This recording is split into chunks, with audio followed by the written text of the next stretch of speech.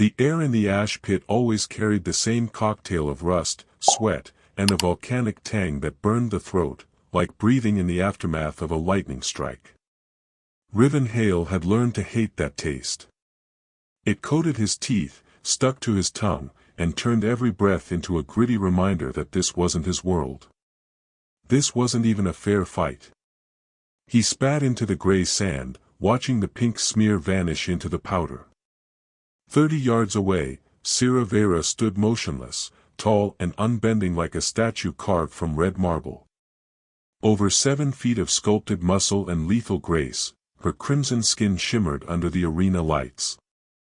A longbow, dark as obsidian and as tall as she was, rested in her hands. On her back, a quiver filled with arrows fletched in black. Her braided red hair was thick as a whip, threaded with 57 iron rings, one for each unbroken victory. She had never known defeat. Until now. "You skitter like vermin," she growled, voice echoing through the stadium. "Stand and face your death." Riven didn't respond. Talking cost energy, and energy kept him alive. He kept circling her, always moving, always denying her the stillness she needed to draw and fire. She was a weapon of precision. He was chaos in boots. He hadn't come here to fight. He was a freighter pilot who crash-landed on Karen, sold into Overlord Kaler's gladiator stables. She was forged for battle. He was just too stubborn to die. For the last 10 minutes, he had baited her, drawing her out of position, keeping her turning, making her burn through arrows with missed shots. Her pride demanded a clean, honorable kill. But Riven gave her dust and movement. Then it happened. A slight shift in her balance. Her shoulders dipped, eyes narrowing. She was preparing her final shot. The one meant to end it. Sira raised her bow and pulled, muscles rippling along her back. The arrow she notched gleamed with a shimmer of obsidian-tipped death. Riven didn't run. He dropped low and kicked forward, his boot hitting the sand, not her. A thick plume of ash burst between them. Sira loosed the arrow instantly, unafraid of the smokescreen. Honor demanded she not flinch. That's what Riven had counted on. Blinded for just a moment, she didn't see the broken remains of a statue, a stone plinth Riven had slowly maneuvered her toward all fight long. She stepped into it, hard. Her shin struck the carved granite with a jarring crunch, and before she could recover, her momentum toppled the heavy slab. It crashed down across her leg, pinning her. Her bow skidded away, vanishing into the ash. The crowd fell silent. Riven staggered upright, breath ragged.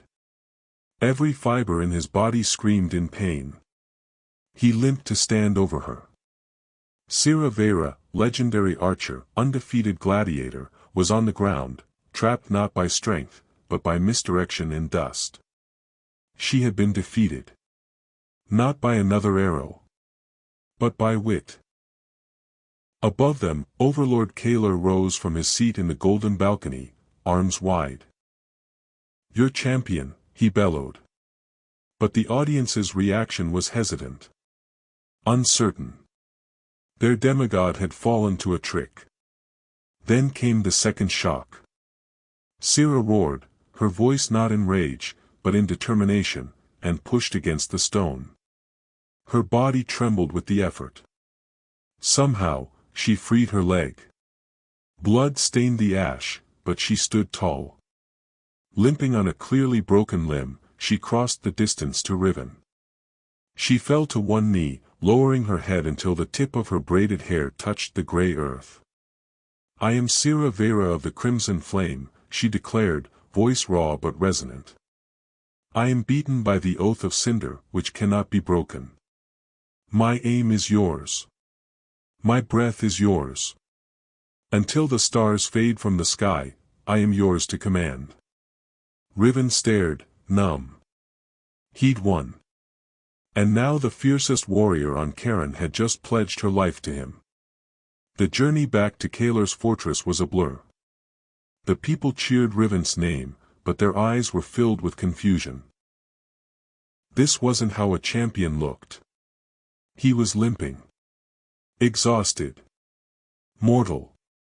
Sira walked 3 paces behind him, limping quietly, her posture iron despite her injury. She didn't speak. Didn't flinch. But Riven could feel the storm inside her, humiliation and fury kept barely in check. Kaler's villa loomed over the capital like a black crown, carved into the cliffs above rivers of molten stone. Inside, obsidian walls gleamed beside lush gardens. Riven was led to a luxurious suite, silk sheets, gold trim, and a hot spring-fed pool that smelled faintly of sulfur. It was beautiful. And it was a cage. 2 guards were posted outside his door. Next to them stood Sira.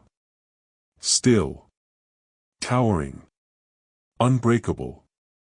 Riven paused at the threshold, turning to her. "You're not standing out here like a trophy," he said. The guard straightened. "Our orders are. My safety," Riven cut in, "is her responsibility now. Right?" He looked at Sira. She met his gaze, her voice flat. "My life is yours to command." "Then I command you to come inside. And you too," he nodded at the guards, "go." The guards hesitated, then obeyed. Sira stepped inside. Her red skin caught the low firelight like bronze. She stood near the door, rigid and silent. "You're not a statue," Riven said. "Sit down." "I am your shield," she said simply. "There's no threat here," Riven replied, walking to the table laden with food. "And I'm not your master." She tensed, just slightly. "I didn't fight to win a servant," he added. Her gold eyes flared. "I am not a servant. I am Sira Vera. My oath is sacred." "Then honor it," he said, soft but firm. "Sit. Tell me about your victories, not because I asked. Because I want to know you." She stared at him. And slowly, reluctantly, she sat. The days that followed were shaped by silence and sharp edges. Sira Vera rarely spoke. She stood inside the suite like a red-skinned sentinel, tall, powerful, unmoving. Her crimson braid hung like a battle flag. The longbow was gone, taken for repairs by Kaler's armorers, but its absence didn't lessen her presence. She didn't need the bow to look deadly. She was still the same legend, now living as a shadow. Riven Hale tried to find normalcy, but sharing space with a living symbol was anything but normal. She didn't eat unless he insisted. Didn't sleep until he did. She watched every servant who entered the suite as if they were assassins. And she never turned her back on a doorway. The tension was unbearable. Riven started testing the bounds of her obedience. The first time he asked her to sit and eat, she refused, claiming her oath required her to serve before taking her own sustenance. So he simply waited. Sat at the table, untouched food cooling, arms crossed. After several long minutes, Sira's jaw tightened. Then, furious and stiff, she picked up a small piece of bread and tore into it like it had wronged her. "You test the oath," she muttered. "I test the chains," Riven replied, without looking up. "There's a difference." That was the first crack in the silence. Later that evening, he pulled out a small music player from his gear, something salvaged from his wrecked freighter, and let the sounds of ancient earth fill the room. Classical strings, layered woodwinds, chaotic rhythms. Music that didn't march. Music that didn't obey. Sira listened with a frown. "It has no order," she said. "No purpose. It changes tempo without reason." "It makes you feel something," Riven said. "Like a battle. Every note moves in ways you don't expect. It's not strength, it's timing. Flow." She didn't respond. But the next morning, he found her on the villa's training deck. No weapons. Just movement. She wasn't practicing her standard stance, the rigid form of the Crimson Flame archers. Instead, she flowed. Her hands mimicked the draw of a bow, but her footwork was altered. Subtle. Less predictable. More grounded. She was listening. Not just to the music, but to him. That night, he spoke the request out loud. "I want you to train me," Riven said. Sira turned, surprised. "To fight?"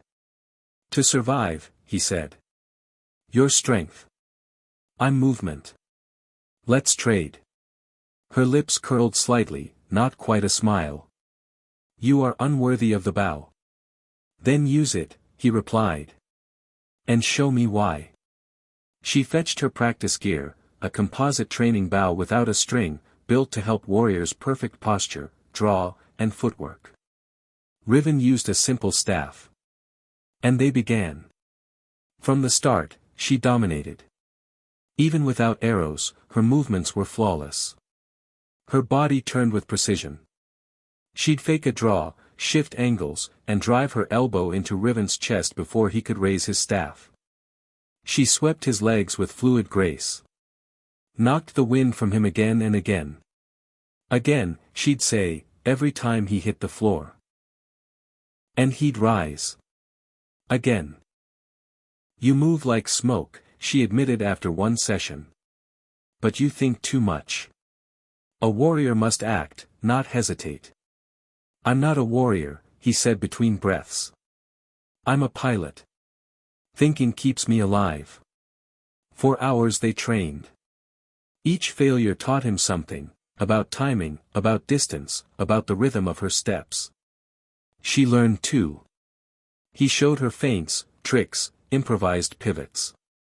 Tactics her rigid training considered dishonorable. She scoffed at first. But later, she used them.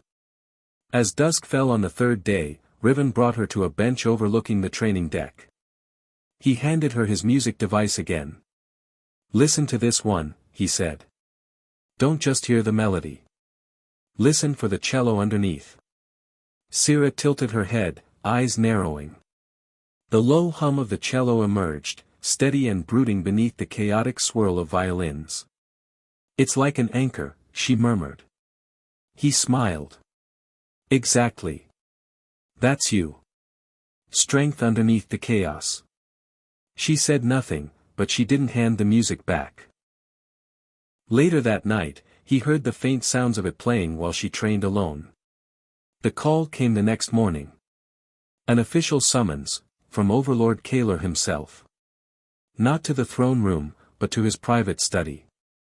Riven dressed simply. Sira wore a dark tunic, her posture unreadable. Her bow, still damaged, was not returned to her. That, more than anything, told Riven something was wrong. Kaler greeted them without fanfare. His study was grand, yes, but intimate. A circular chamber lined with relics of war, maps etched into black stone, and a massive obsidian window overlooking the city below. He gestured toward the view. "A city built on strength," he said. "But ruled by decay." Riven didn't speak. He knew this type, powerful, eloquent, dangerous. "I watched you," Kaler continued. "In the arena. You didn't win through force. You adapted. Outsmarted. That kind of strength is rare on Karen." Kaler turned toward a table in the center of the room. A glowing map of the capital flickered to life, districts marked in red and blue. "The council is weak. Corrupt. I have spent years preparing a better future. But I need a symbol." He tapped the map. "You." Riven stared. "You want me to lead your revolution? Not just lead it. Embody it." Kaler's gaze shifted to Sira. "And her, your fallen champion, will stand at your side. A weapon of the old world, reborn in your image." Riven's stomach sank. He wasn't a revolutionary. He wasn't a savior. And Kaler's tone, his cold calculation, felt more like a conqueror than a liberator. This isn't change, Riven said. It's theater. Kaler smiled. The people need theater. They need a hero. You defeated their legend. That makes you legend. And how many people die for this legend? Riven asked quietly. Kaler waved a hand. A new world demands sacrifice. We burn the rot to grow something pure. Riven looked to the map. Saw the marked districts, the hidden barracks, the civilian zones designated as diversionary targets. This isn't revolution, Riven said. It's a slaughter. Kaler's smile vanished. He turned to Syrah. She understands. She lived by the sword. She knows the cost of strength. But Syrah didn't move. Didn't speak. Her eyes stayed on the window. Riven stepped forward. Her victories were earned through discipline. Through honor. Not this. Kaler's eyes turned to ice. Then you're a fool. He snapped his fingers. The doors opened. Drox entered, taller, broader than ever. He was Kaler's warhound, a gladiator with no code, only hunger. Kaler spoke without emotion. You and your pet have become inconvenient. Confine them until they learn clarity. Drox grinned. 2 guards followed behind him. Syrah shifted. Ready. But outnumbered. They were marched from the room, no longer guests, but prisoners. The gilded suite became a cage again, the doors sealed with magnetic clamps. Drox stood guard like a wolf at the door. Riven stood at the window.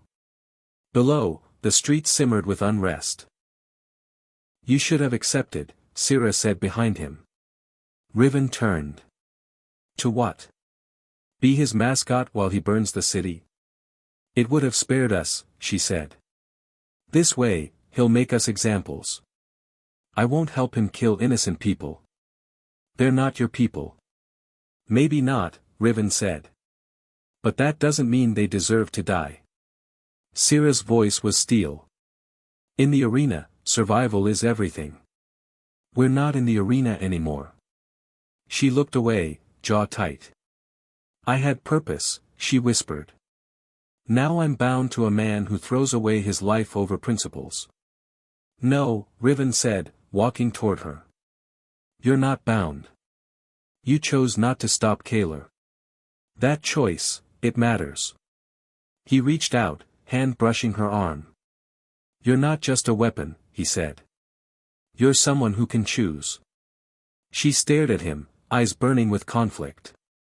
What do you want from me? She asked, the word human noticeably missing. I want you to fight, he said. Not for me. With me. A long silence passed. Then, with a frustrated breath, she stepped close. Her hand rose, cradling his cheek. You are either the greatest fool I've met, she murmured, or the strongest. And then she kissed him, hard, fierce, desperate. Not surrender. But alignment. The beginnings of war. The rebellion began not with fire, but with rhythm. A low, pounding boom echoed across the volcanic stone of Karen's capital. The sound pulsed through Overlord Kaler's fortress like the beat of a war drum, steady, primal, inescapable. Riven Hale knew what it was. Thousands of mining tools striking the ground in unison, slaves rising up. He turned toward the concealed service hatch behind a tapestry. It hissed open, and Mira peeked through, wide-eyed, trembling. It's begun, she whispered. The main guard posts are pulling back to the outer walls. The west corridor should be unguarded. Riven nodded once, then turned to Syrah Vera. She had shed the simple tunic he'd made her wear inside the suite. Now she stood armored, black leather, burnished plating, and her bow was back, slung across her back like a crown. No arrows yet, but her quiver was strapped at her hip, and her stance radiated lethal readiness.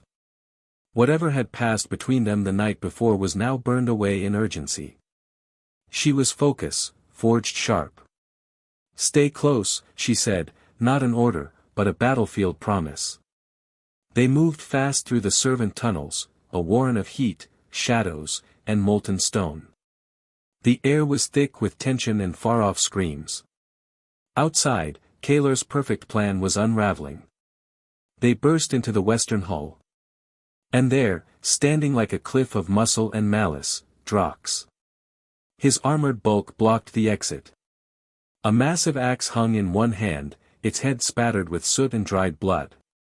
Two of his personal guards flanked him, their energy spears crackling. The master was right, Drox sneered. The rat would bolt for the cracks. His yellow eyes settled on Syrah. "You should have stayed kneeling, champion. That was the only moment you ever looked proper." Her hand moved to her quiver. "I kneel only for a victor," she said coolly. "And you will never be one." The moment cracked like lightning. Syrah moved first. Not forward, up. She vaulted off the wall, drew an arrow in one fluid motion, and fired mid-flip. The shot struck the left guard in the throat before he even raised his weapon. As his body collapsed, Syrah landed and rolled into cover behind a brazier. The second guard lunged at her, but Riven kicked over the iron fire pit, coals spilling in every direction. Flames licked across the polished obsidian. The distraction gave Syrah time to draw again. She stepped into the open just long enough to let loose a second arrow. It embedded itself into the second guard's knee. He screamed and dropped. Then came Drox. The brute charged through the chaos, ignoring the heat, the flames, even the blood. Syrah met him head-on. Not with a blade. With a trick. She dodged his swing, slid beneath his legs, and ripped an arrow from her quiver, not to shoot, but to stab. The shaft slammed into the back of his knee, right where the joint was barely protected. Drox howled. She rolled clear and shouted, "Go." Riven grabbed Mira and sprinted for the gate. Behind them, the sounds of a brutal brawl echoed, Drox's grunts of rage, Syrah's boots scraping stone, the thump of body against body. "She's not fighting to win," Riven said. "She's buying us time." They didn't stop running until the gate slammed shut behind them. The city was burning.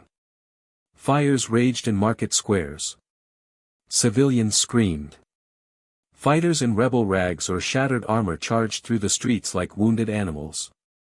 Kaler's forces, his real forces, moved in lockstep, cutting down anyone who didn't match their standard. "Where are we going?" Mira cried. Riven pointed through the chaos. "The comms tower. If we can get there, we can show them the truth." They ducked through alleys, vaulting over corpses and debris. Syrah caught up minutes later, panting, bloodied, but unbroken. Her bow hung loosely in one hand, 3 arrows left. "We have to move faster," she gasped. "The Meridian district is under attack. Civilian quarter. No strategic value." Riven's breath caught. "He's sacrificing them. Drawing the council's elite guard away from the palace." "They think they're leading the charge," Mira whispered. "They think they're the hammer. But they're just the bait." The horror of it settled into all 3 of them. They pushed forward, through sewer passages and shattered corridors, aided by Mira's knowledge of the city's forgotten backways. They avoided larger patrols. Fought only when cornered. Syrah killed with terrifying precision, never missing a shot. But the arrows ran low. The obsidian needle of the comms tower loomed overhead, tall, sleek, unreachable by any normal path. Its base swarmed with Kaler's elite. "There's no way in," Syrah said. "There's no way through," Riven corrected. "But there's a way up." He pointed to a line of maintenance conduits and scaffoldings that ran like veins along the tower's side. "You're mad," Syrah said. "I'm a freighter tech. Climbing is kind of my thing." He smirked. Then he started climbing. The ascent was agonizing. Blistering winds, flickers of nearby fires, and the ever-present fear of falling stalked every move. Mira climbed slower, but steadily. Sira followed with practiced grace, her bow clutched tight. Halfway up, Riven paused on a steel beam and glanced at her. "You all right?" She looked at him. In the glow of the inferno below, she was something otherworldly, her red skin streaked with ash, golden eyes fierce, crimson braid whipping in the wind. "I trust you," she said quietly. That was all he needed. They reached the comms tower's upper platform, a narrow broadcast ring near the peak. Inside, technicians worked feverishly, voices taut with tension as they broadcast Kaler's voice to the planet. "Together we will purge the rot. Together we will reclaim our honor." The door burst open. Riven fired the first shot, stunning one tech with a shock baton from a fallen guard. Sira lunged and knocked the other unconscious with the butt of her bow. Mira scrambled to the second console. "Find the command channel," Riven said, fingers flying across the primary board. "Kaler's direct orders will be there. They're archived." Outside, Sira stood guard, last arrow notched, eyes locked on the stairwell. Footsteps thundered upward. "They're coming," she warned. "Almost there." Riven found it. Kaler's voice, unfiltered and vile. "The 4th and 7th battalions are expendable. Drive them into the meridian. Their deaths will buy us the palace." Riven patched it through. Across the city, the loudspeakers stuttered, then played Kaler's real voice. Confusion erupted. Rage followed. Mira activated the feed from Kaler's study, showing him sipping wine as thousands died for his ambition. That did it. The rebellion turned. Fighters dropped weapons. Some knelt. Others turned their blades on Kaler's men. Then the soldiers arrived at the tower. Sira loosed her last arrow, straight into a squad leader's visor. Then she drew the bow itself like a quarterstaff and waded into the fight. Drox appeared last, his leg braced, his face ruined with fury. "You don't have a shot left, champion." "I don't need one," she growled. She was faster than he expected. But not faster than Riven. He lifted a fire suppression canister from the wall and shouted, "Sira, pivot." She moved without question. Drox charged, roaring. Riven swung the canister, hitting the base of a tall antenna structure bolted into the edge of the platform. The metal groaned. Then collapsed, crashing directly onto Drox in a burst of steel and sparks. Silence. The remaining soldiers backed away, leaderless, stunned. Sira dropped her broken bow and staggered to Riven's side. "You fight with tricks," she whispered. He grinned. "You fight with fire. We balance out." Together, with Mira limping behind them, they made their descent, leaving the tower behind as Karen tore itself apart below. The city below was ash and flame. From the top of the communications tower, Karen's skyline looked like it was being eaten from within. Fires raged unchecked. The rebellion had fractured. What had begun as a revolution had become a riot of betrayals and broken alliances. And Overlord Kaler had vanished from his stage, leaving chaos behind. Riven Hale, Sira Vera, and Mira descended the tower's hidden maintenance ladder under cover of darkness. Their bodies were bruised, burned, and battered. But they had done it. They had shattered the illusion. Now, they needed to survive the aftermath. The streets were no longer governed by any one force. Kaler's elite guards fought retreating council loyalists. Freed slaves fought among themselves, some still believing Kaler's lies. Entire blocks burned as energy weapons carved through steel and bone alike. No one noticed the 3 fugitives slipping through the smoke. Sira moved with purpose, her body covered in bruises, one shoulder bleeding, her once pristine armor scorched. Her bow, broken in the final tower battle, was now strapped across her back in 2 jagged pieces. A symbol more than a weapon. They reached the edge of the spaceport by dawn. It was abandoned, mostly. Half the ships had been commandeered or destroyed. But in the far corner, covered in ash and half-crushed by a fallen fuel tower, sat a small, older model freighter, the Stardust Drifter. Riven stared at it like a dying man sees water. "I flew a sister ship to this one 5 years ago," he said. "If the core's intact, I can make it run."